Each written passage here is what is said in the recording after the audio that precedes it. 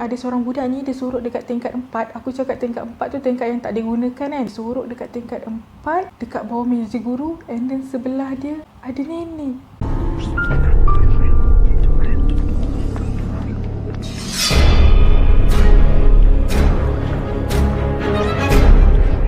Hai semua, don't forget to subscribe my channel and jangan lupa untuk tekan button bell yang ada dekat tepi tu ya. Hai, Assalamualaikum and welcome back to another episode of Kisah Seram. Kepada yang baru dengan channel aku, hai semua, nama aku Hada. So hari ni seperti yang aku dah cakap dekat video aku minggu lepas, hari ni aku akan kongsikan kembali kisah seram yang aku sebenarnya dah lama simpan kisah ni. Sebab kisah ni dikongsikan oleh kawan aku sendiri. Tapi sebelum aku sharekan pengalaman tu, aku nak jawab satu soalan yang aku rasa dah banyak kali orang tanya. Macam mana nak share pengalaman seram dengan aku? So dekat situ korang ada dua option. Korang boleh pilih sama ada korang nak hantar melalui DM Instagram aku, ataupun korang boleh hantar ke email aku akan letak kat bawah ni, ataupun korang boleh tengok dekat description aku akan letak kat situ email aku. So korang boleh lah share pengalaman-pengalaman seram tu. Okay, so kisah hari ni, keseluruhan kisah hari ni dikongsikan oleh kawan aku dekat WhatsApp, nama dia Syakira. Sebelum tu aku nak cakap yang dekat video ni mungkin ada 2 jump scare, jadi korang kena ambil earphone, korang cocok kat phone korang, letak kat telinga, kuatkan volume. Okey, kisah ni terjadi masa Syak tu ada dekat tingkatan 3. Tapi kejadian ni berlaku dekat rumah dia. Malam tu, Syak ni dia tak reti nak tidur awal tau. So dalam pukul 2-3 pagi-pagi buta macam tu, Syak ni dekat dalam bilik dia, dia meniarap and then dia menghadap laptop sambil main Facebook. Kalau yang batch aku, batch 90-an, mungkin dia tahu kot. Zaman-zaman kita masa tingkatan 1, 2, 3 tu, betapa famousnya Facebook time tu. And kita tak ada smartphone yang boleh buka Facebook kot time tu. Aku tak ingat, tapi aku tak ada lah yang pasti. Sebab aku pun jenis yang tidur lewat malam sebab nak tengok Facebook kat laptop macam tu. So Syakirah ni dia menghadap laptop sampailah pukul 2-3 pagi macam tu. So tengah syok-syok dia layan Facebook tu, tiba-tiba dia terdengar macam ada suara perempuan yang jerit nyaring. Dan suara tu macam kuat sangat. Rumah dia ni rumah lot tau. Sebelum-sebelum ni dia tak pernah dengar. Tapi malam tu tiba-tiba dia dengar macam ada suara perempuan yang jerit nyaring. Kalau korang perasan kan, video aku punya kisah seram yang 2 minggu lepas, yang paling barulah, aku ada terikut satu suara budak perempuan yang jerit nyaring terus baling garam dekat muka dia. Dia macam terkejut tapi dia macam terlalu ngantuk. Dia just salam maklum dia, malas nak persoalkan apa benda. Suara budak perempuan tu daripada belakang rumah. Lepas dia terdengar suara perempuan nyaring daripada luar rumah dia, dia pun macam ignore je lah suara tu. Layan balik dia punya Facebook. Tengah syok dia chatting-chatting dengan entah siapa-siapa, tiba-tiba dia terdengar macam ada suara perempuan mengilai daripada tingkap tepi bilik dia.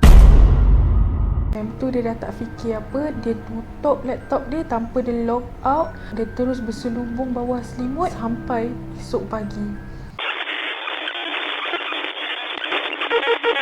Kisah ni terjadi masa Syakirah ni tingkatan 2. Kisah ni terjadi dekat sekolah dia lah. Syakirah punya kelas ni, sebelah dia betul-betul tandas perempuan. Kalau nak masuk tandas dia tu, kena buka kasut dekat luar and then pakai slipper yang ada dekat dalam tu lah. Sesetengah sekolah ada buat peraturan tu. Syakirah dengan kawan dia ni, diorang berdua, diorang masuk ke dalam toilet tu, tak tahu apa yang diorang buat. Diorang just duduk dekat depan cermin je, and then tiba-tiba diorang terdengar macam ada bunyi kaki berjalan seret dekat atas lantai yang basah. Tapi bila tengok balik dekat tandas tu, tak ada siapa pun kecuali diorang berdua, dan lantai tu tak basah pun. Tak lama lepas tu, kawan diorang lagi seorang, nama dia Umi, masuk dalam tandas tu untuk buang air besar. So Umi ni pun masuklah ke tandas untuk buang air besar, and then Syakirah dengan kawan dia tadi, dia ambil kasut Umi kat luar, and then diorang masuk dalam kelas sambil diorang tergelak-gelak tunggu Umi masuk dalam kelas tanpa berkasut. Tak lama lepas tu, Umi masuk dengan muka yang sangat pucat. Yang bila ditanya, Umi cuma cakap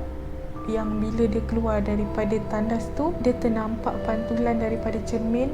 Dekat belakang dia ada satu lembaga yang besar warna hitam. Lembaga tu, dia macam buka mulut tau. Umi tu cakap lembaga tu tak bersuara, tak ada suara, tapi dia macam dapat baca daripada mulut lembaga tu. Dia cakap, jangan ganggu barang aku.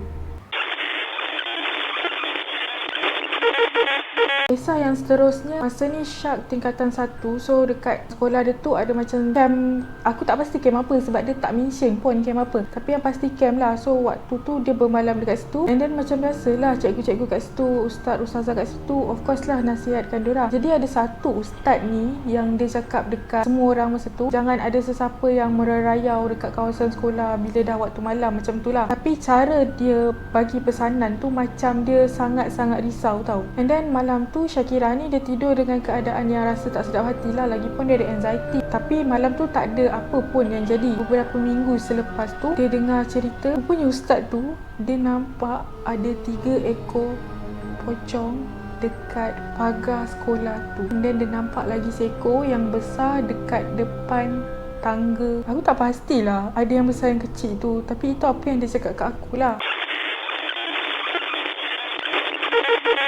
Kisah seterusnya terjadi masa Syakira ni ada dekat sekolah rendah. Syakira dengan kawan dia Aufa nak turun dari tingkat 3 ke tingkat 2. Untuk turun dari tingkat 3 ke tingkat 2 tu, depan dengan tangga tu ada bilik muzik tau. And then dekat situ Syakira macam nampak macam ada 2 ekor monyet yang tengah berpelukan, tapi muka dia pandang Syakira. Dia macam muka monyet tu bengis tau. Aku tak dapat nak bagi korang gambaran macam mana lah. Macam ni kot. Macam tu. Muka dia memang macam tu. Dia bengis. 2 ekor. Syakira ni dia tanya Aufa, kau nampak tak apa aku nampak tadi? Dan Aufa cakap dia nampak, tapi benda tu sekali imbas je. Diorang check balik dekat bilik muzik tu, benda tu dah tak ada. Sebabkan cerita ni macam terlalu pendek kan, so aku selitkan cerita aku. Sebabkan kan aku dengan Syakira ni satu sekolah rendah, so aku tahulah sekolah rendah tu macam mana. Aku just nak cakap yang sekolah rendah kita orang ni tipulah. Kalau korang yang satu sekolah dengan aku dulu tak ada pengalaman misteri macam tu, aku rasa 90% pelajar sekolah waktu tu yang satu sekolah dengan aku, dia ada pengalaman yang seram. Pengalaman pertama aku nampak benda tu pun dekat sekolah tu juga. Dulu kan bila budak lelaki cakap dia nampak nenek kebayan dekat makmal sains, aku tak percaya tau sampailah aku nampak sendiri. So aku nak ceritakan tentang pengalaman-pengalaman dan apa yang aku dengar pasal kisah-kisah seram yang terjadi dekat sekolah rendah aku. Sekolah rendah aku ni, di kanannya adalah banglo mewah. Lepas tu belakang dia bukit tapi hutan lah macam tu. So memang keadaan dekat situ memang sangat sunyi walaupun itu adalah kawasan perumahan. Masa tu aku dengan Aisyah je ada dalam kelas tu. Sebenarnya ceritanya ustazah buat kelas dekat perpustakaan, tapi kita orang masuk lambat sebab aku temankan Aisyah buat kerja sekolah. Dia tak siapkan kerja sekolah, so aku macam kena temankan dia lah. Nak dia siapkan kerja sekolah dia, barulah kita orang pergi perpustakaan. So time ni aku dengan Aisyah je berdua dalam kelas. Aisyah tengah usyuk siapkan kerja sekolah tu cepat-cepat, and aku jalan-jalan dalam kelas tu. And then sampai satu part di mana aku membelakangi Aisyah, aku terdengar macam ada bunyi guli tengah jatuh. Macam guli tu jatuh dekat tempat yang tinggi tau, macam dekat atas almari. Bunyi guli tu macam miau. Dia jatuh kat tempat yang tinggi. Tik tik tik tik tik tik tik tik tik tik tik. Macam tu. Dia daripada yang tempat tinggi tu slow tiba-tiba dia jatuh tik tik tik tik tik tik. Kau boleh bayangkan bunyi dia macam mana? So aku macam, Aisyah, kau janganlah main guli tu, nanti budak lelaki marah lah. Kau buat je lah kerja kau. Aku macam tu, aku cakap macam tu. Aisyah diam, aku pandang lah Aisyah. Aku macam pelik, Aisyah tengah buat kerja, so mana datangnya bunyi guli tu? Lepas tu aku terus macam, Aisyah kau main guli budak lelaki Dia tak respon tak apa kan weh. Tiba-tiba dia pergi mencangkung kan. Kau bayangkan dia tiba-tiba dia mencangkung dekat bawah meja macam ni weh. Dia tengok keliling macam ni. Aku dah macam cuak. Aku dah macam, kau jangan main Syah. Aku dah cakap dalam hati, jangan sampai budak ni kena rasuk ke apa tiba-tiba kan. Rupanya dia tak kena rasuk. Dia memang tiba-tiba mencangkung macam tu sebab dia nak cari mana guli tu. And then dia bangun. Dia cakap, kat mana datangnya bunyi guli tu? Lepas tu aku dengan Aisyah cari tahu keliling dalam kelas tu, nak cari bunyi guli tu. Dalam almari tak ada, bawah meja tak ada. Lepas tu aku pergilah ke kelas sebelah. Lepas tu aku tengok lagi kelas sebelah sana. Lepas tu aku masuk kelas aku balik. Aku cakap ke Aisyah, Syah, kelas kiri kanan kita kosong. Yang ada kelas kita je. Kita berdua je dekat sini. Lepas tu Aisyah tak kata apa-apa dengan tak pakai kasutnya. Dia angkut semua barang dia. Dia pergi lari dekat perpustakaan. So cerita pasal sekolah aku ni dia bentuk C tau. Kiri kanan blok dia ada 3 tingkat. And then blok yang tengah-tengah tu ada 4 tingkat. Masa batch aku merupakan batch yang pertama yang masuk dekat sekolah tu. Kiranya itu bangunan baru. So kau boleh bayang tak, dekat dalam tandas dia pun kau boleh baring. Sebab bersih gila sekolah baru kan. Time batch aku sekolah tu tingkat 4 tak digunakan lagi. Kiranya tingkat 4 4 memang kosong, tak ada pun pelajar yang duduk kat situ. Kat tingkat yang kedua tu kosong. Dekat situ di mana ada bilik guru, pejabat dengan makmal sains, makmal KH dengan bilik muzik. Dekat tempat tu lah yang paling seram, yang dekat mana budak-budak kalau lalu situ mesti nampak. Even aku sendiri pun pernah nampak. Time sekolah rendah kan, aku suka jalan sorang-sorang tau. Aku datang sekolah, kelas aku tingkat 3, aku ambil tangga yang paling hujung, and then aku saja je lalu dekat bahagian tingkat 2 yang aku cakap sunyi tu. Aku akan tengok dekat setiap bilik yang aku lalu. Aku tengok makmal sains, tak ada. Aku tengok makmal KH, okey tak ada. And then aku tengok dekat bilik muzik, ada seorang perempuan yang membelakangi aku. Perempuan tu rambut dia panjang, baju putih, tapi dia membelakangi aku. Dia tengah menghadap radio, tapi radio tu tak on. So aku tak tegur apa-apa lah. Aku just naik atas, and then aku turun balik pergi perhimpunan. Itu je lah. Dulu aku pernah terdengar, aku tak sure lah ustazah mana, tapi ada yang kata time dia nak pergi tandas, dia ternampak ada seorang perempuan yang duduk dekat lantai tandas tu tengah menangis membelakangi dia.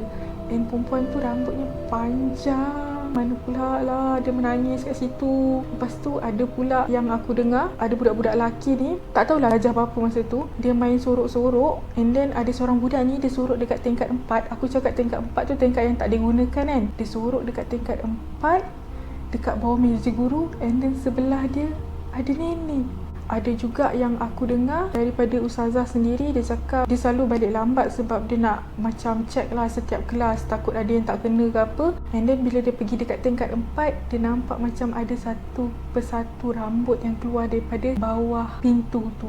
Aku rasa macam sekolah aku time tu dah terbiasa dengan benda tu, sampai kan ustazah yang mengajar tiba-tiba dia terdiam. Dia tengok kat pintu time tu tengah terbuka tertutup. Ustazah tu terdiam, memang dia tengok. Lepas tu dia cakap dekat satu kelas, biasalah tu kalau dah tak ada angin, tak ada apa, adalah tu benda yang main-main. Time tu kita orang semua dah faham lah dekat situ. Setiap tahun akan ada salah seorang budak darjah 1 yang akan nangis tak nak pergi sekolah. Ada yang kata daripada mak ayah dia lah, ada yang kata budak tu tak nak pergi sekolah sebab dia nampak macam ada nenek yang ikut dia. Tapi memang aku perasan setiap tahun akan ada budak darjah 1, tapi bukan semua. Dia yang terpilih je. Benda tu pilih dia untuk ikut dia. Ada lagi yang aku dengar, ada orang pergi tandas lelaki tingkat 4, tapi dia dengar bunyi suara perempuan nangis dekat dalam tandas tu.